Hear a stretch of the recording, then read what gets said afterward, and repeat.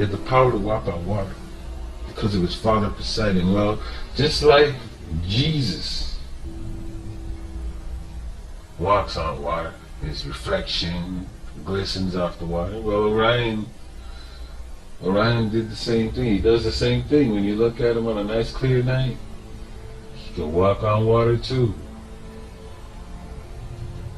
And I think it's pretty crazy how,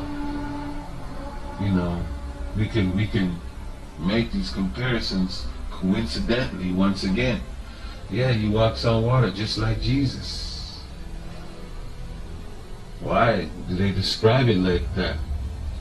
I don't know. It's just a story, I guess, the way they brought up the way of walking on water. And there's also another character that reflects off the water, or sits on the water. That's, the lady of the land. Says, come, I will show you the punishment of the prostitute, the great prostitute, who sits on many waters. Yeah, she sits on many waters. What are they talking about? Well, because the moon traditionally symbolizes the feminine energy, based on their 28-day menstrual cycle. The moon has a lunar cycle of 29 days, pretty close to the woman's menstrual period, the way they change their cycle. So the moon has been related to the female entity because of that, and usually the moon is related to the female species. You can find the sun being female if you go back far enough, but generally the moon is a female figure.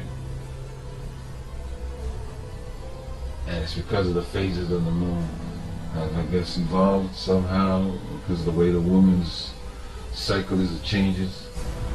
Also every new month you get a new moon, I guess, it just represents the way the woman's menstrual period is. And also you talk about the gray whore of Babylon. Well, why is she the gray whore? It's because she's always being passed around every month to a new zodiac. New month, new moon, new zodiac. Just like the harlot, great harlot would get passed around.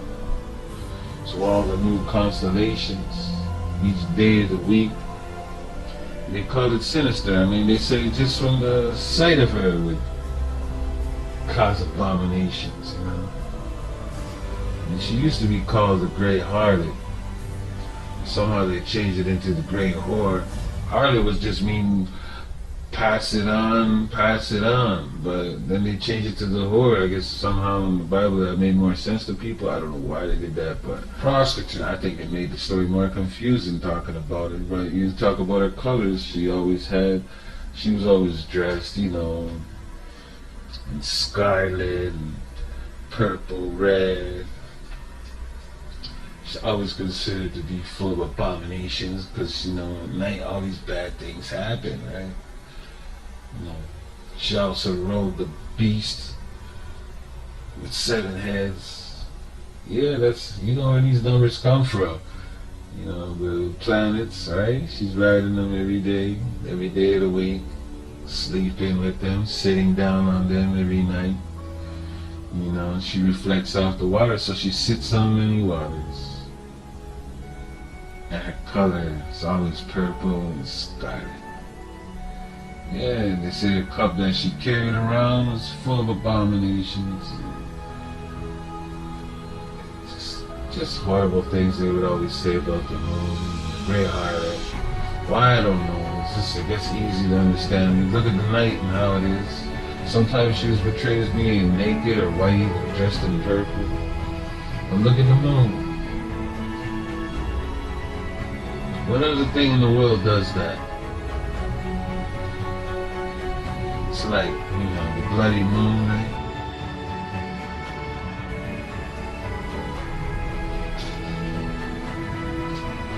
always depicted in the greatest colors, right? Red with the seven-headed beast. Yeah, you can start spelling it out for me. How this is all related. Dressed in the white. Yes, your moon. And the blood moon represents a scarlet that she changes into sometimes. Yeah. Looking at the way it changes through each month, through each day of the week. That's just the way she's riding the beast. They called her a whore for it. It says that one day she'll make war with the Lamb. Who's the Lamb? Who's she gonna? She making war with him every night by coming out. Well, you know who's gonna win.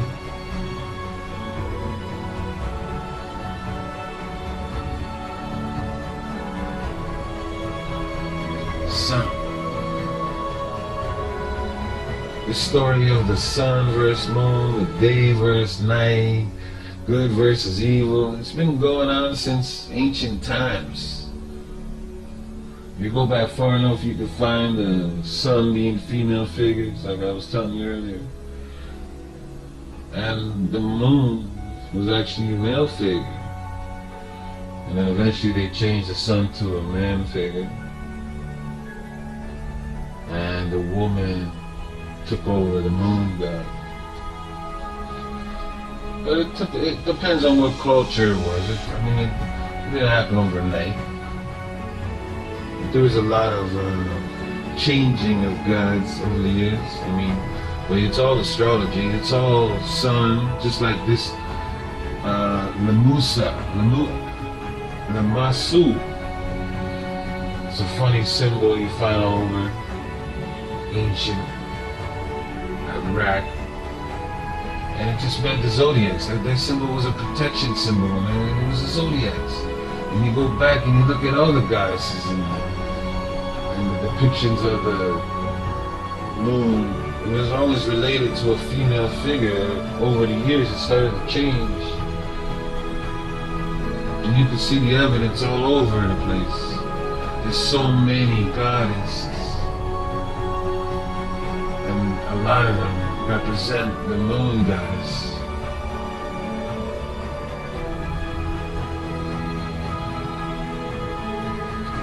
And when you start to realize that the sun is the man and the moon is the female, it's pretty intriguing, I think.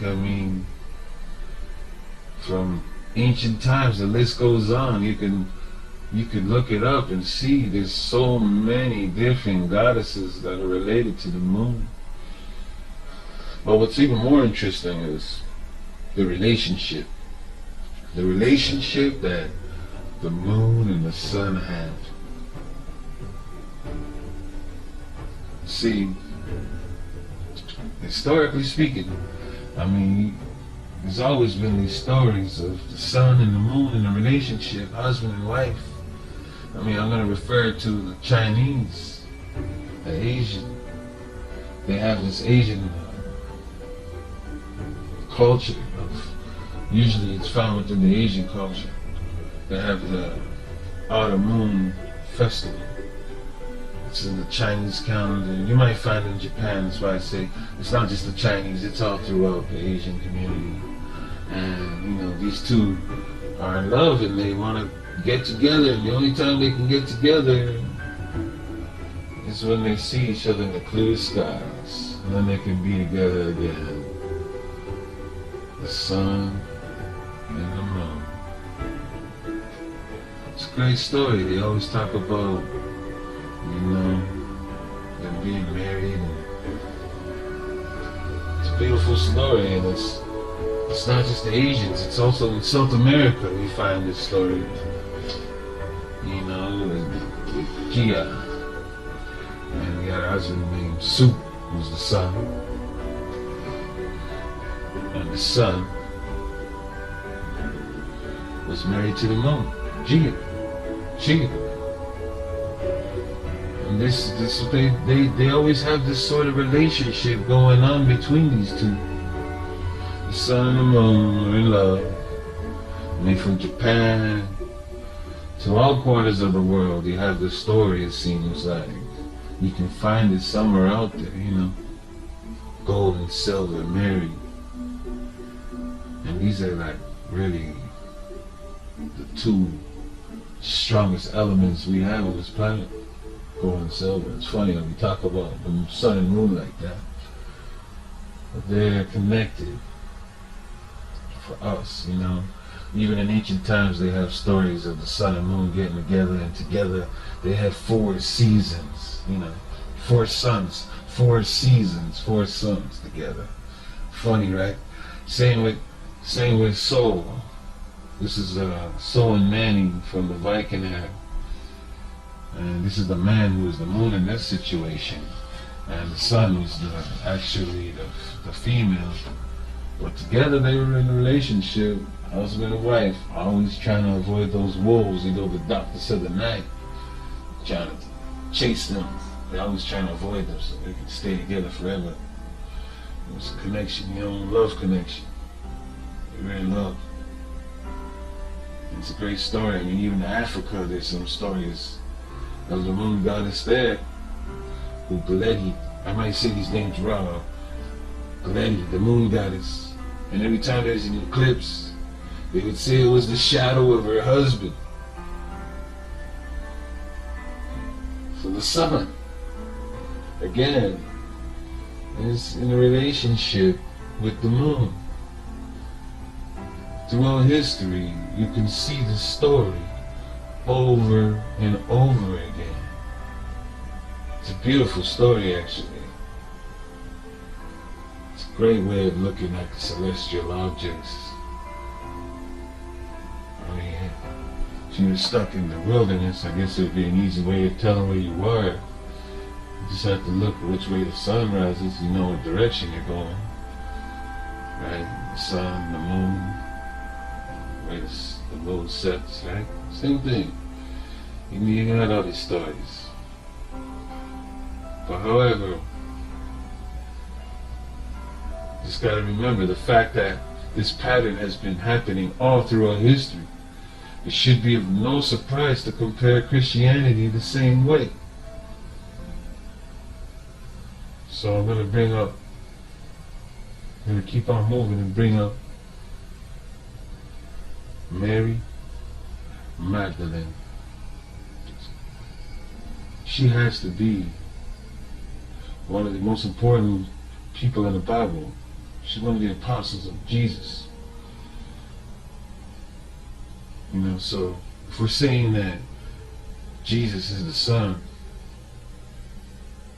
because we're talking symbolically, he's the Son, then symbolically, Mary Magdalene is the moon.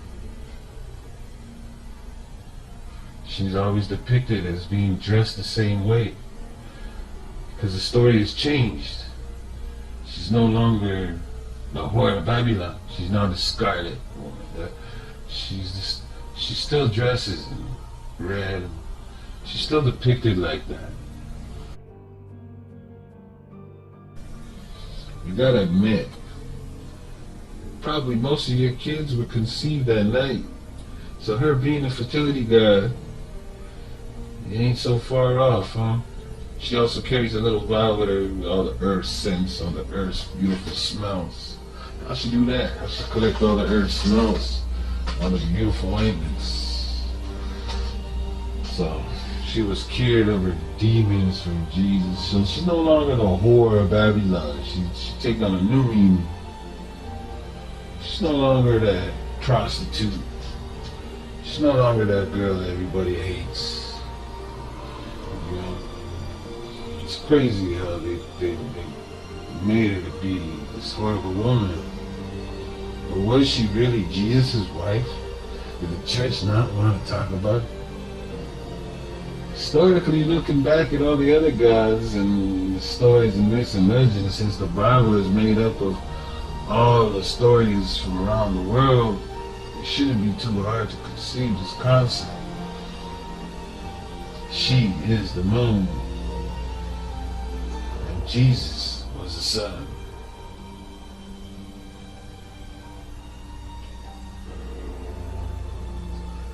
I could go on for days about how there's this little relationship. People made many movies about it. There's so many things talking about this. But I want you to focus on how they depict her. It's always in red, like the scarlet harlot. They always depict her as a sinful woman, just like the, you know where this story came from. How they depict her as a prostitute. 'Cause she always, in the nighttime, sleeping in another house every night. Yeah, every month she got a new constellation. She was a new one. She getting passed on. Just like a harlot. What? New month, new moon. So she got this reputation over the years. And they just kept it going, I guess. I mean, seeing how it changes over the years and the months. That's just the way the Bible made her. All the stories are from around the world. Just like this one here where she goes to his feet and washes his feet with her hair. And those fancy smells. While when the sun is rising, the moon is setting. And so they say she bowed at his feet and washed it with her emotions, or her tears, or her hair. Well, what does that mean? Well, the hair, just like Jesus walked on water, the moon to sit on the water, the reflection. Well, some of these guys can share stuff, right? Just like the sun, the wool, it's the clouds. It's the clouds are his head. Well, just like the sun has the clouds as his hair, the moon as well. You can say the same thing. The clouds are the moon's head. And so when the sun is rising and the moon is setting, or vice versa, you can say she's at his feet. She's washing his feet with her hair, or her tears. Her tears, or her smells of the earth. It's a love story. It's always been a love story. Just not told like that. Just like when, he gets crucified, he's got, the sun crown on. See the blood now? You see it?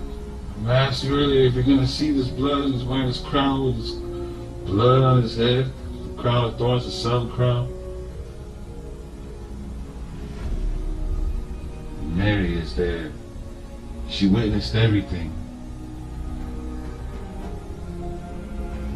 They say that she took her hair and washed away the blood from his feet when he was crucified to the cross. Washed away the blood from his feet with her hair. Well, if you say her hair, it's just like the clouds. Jesus makes them red and blood.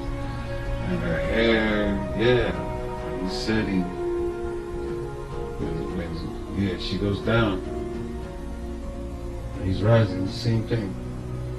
Turns those clouds red. And so she was first to see his crucifixion.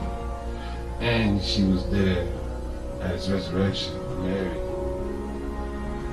So, just like on the winter solstice, when he's crucified between the two thieves, guess who's there too? His moon. She washes all of it. And when the sun starts to move back north in the hemisphere, when the sun starts to go north, who's there to see it first? That's right, Mary, the moon. And he's healed, because it's the new season now.